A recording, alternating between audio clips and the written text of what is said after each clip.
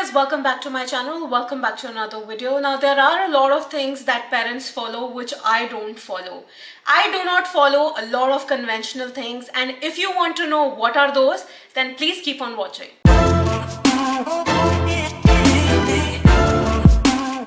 Before I jump onto the video, let me just tell you that it works pretty well for me. It is not necessary that it is going to work absolutely same or pretty well for you, but there is no harm in trying it or getting motivated through it. So let's begin. Doing everything for my child. Now this is with full of struggles. Typically when a child is born, you do everything for child, from changing diapers to making them eat to make them shower, and I have been doing it since he was born, and it's now he's been turning 6, and I have been doing it since last 5 years.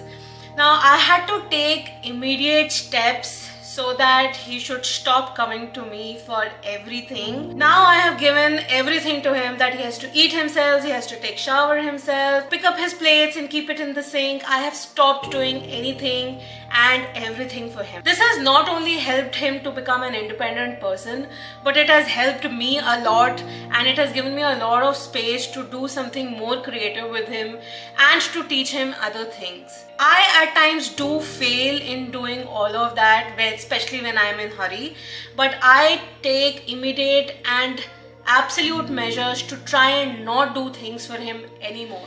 Say things as they are instead of giving them a nickname. I don't give nicknames to any of the things that we have at house. I try, whatever is the name of that particular thing, it should be said in the same manner. Like water is called water, it is not called mum. Any toy is given its own name or has its own name. If Peppa Pig is there, it has to be called Peppa Pig. If elephant is there, it has to be called an elephant. There are no nicknames that we have given to Rehat or to anything that he owns. We have kept things very clean and clear for him. It doesn't confuses him at all, and that's what is the intention. That try and use the same name as they are called, and if you try to give the nicknames, they are definitely going to get confused whether to call them with their correct name or whether to use the nickname. So keep it simple, keep it clean, retain the authenticity of what is the actual name. Baby voice or I don't baby. Now when Rehat was too young, or when he was just born, we actually used to say things in a baby voice. But after a year or so, I realized that he has started picking up those baby voices only. And that's when I took deliberate steps to not talk to him in such voices. Talk to him in exactly the same way as I would talk to any other child or any other adult. Now what it helped me with was that it is not only going to give him a very clear understanding that how are words called, what is the exact or the right grammar, and it is also going to tell him that these baby voices are not the right way of conversation. So without making the baby voice, we try and keep the conversation simple, clean, funny and informative too. No, stop, don't. Now these are the words that as parents we use most of the time. We try and kill the curiosity of our child, but I have taken little bit steps towards that. In my previous video also I said that I try and give a reason to a no as well. Now there are things which I would not want Rehat to do at this point in time, because he is very young. I would not want him to watch television. I would not want him to use a lot of mobile. Rather, I would want him to go out and play or do swimming or learn something which is very creative. Now to explain why all of this is important, we do tend to use no, stop, don't do this, but with that I try and give a rational advice to him that why is it important for him not to do that. Initially I just used to say that no, you shouldn't do it, and then he used to come back and ask me why shouldn't I do it, and most of the times when I'm busy I used to tell him that I said it, so now you should not do it.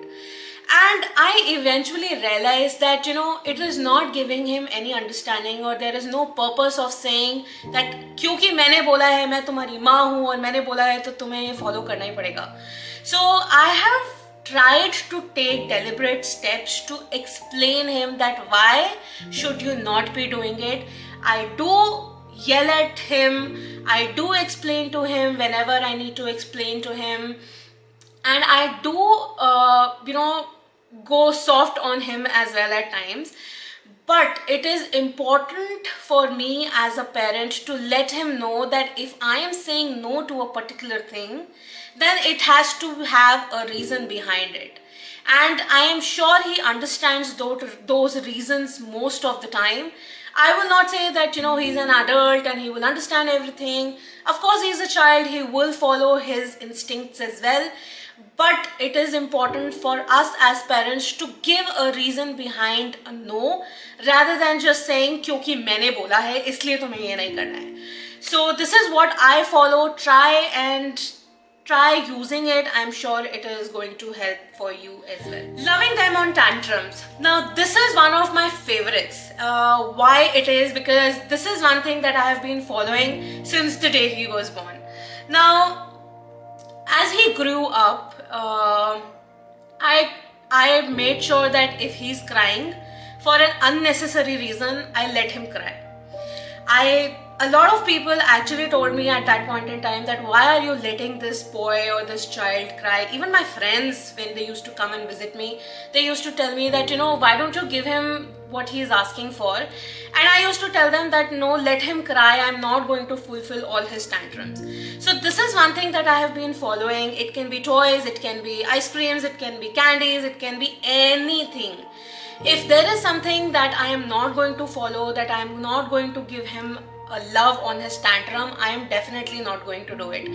Even I have seen a lot of kids, just lying down on the road and yelling, and parents forgiving them and saying that okay, we'll buy it. I have never ever done that with Rehat, and he knows that if he throws that tantrum, he is not going to get it in any ways. He can talk to me, he can tell me that mom, please buy me one, please buy me two, I will not do this, I will not do that. All of that works with me, but throwing a tantrum on getting something definitely never works for me. So this is something that I made sure that I do not want him to, use these tantrums so that he can get all of the things that he wants. So every parenting rule is different, and these are the parenting rules or the conventional rules that I do not follow. As I said in the beginning, you may choose to have it or you may ignore it, completely on you, because as I said, parenting is special and is different, and it totally depends on how do you want to upbring your child. Now, if you have any non-conventional rules or conventional rules that you do not follow, please do let me know in the comment section below, and I'll be happy to read it. Now, if you have not subscribed to my channel, please consider subscribing, and the link to my newsletter is given in the description box below. Please consider yourself subscribing. Now, this is it for today, guys. I will see you super soon in my next video. Until then, please take care of yourself, and you know that I love you all so much. Bye-bye.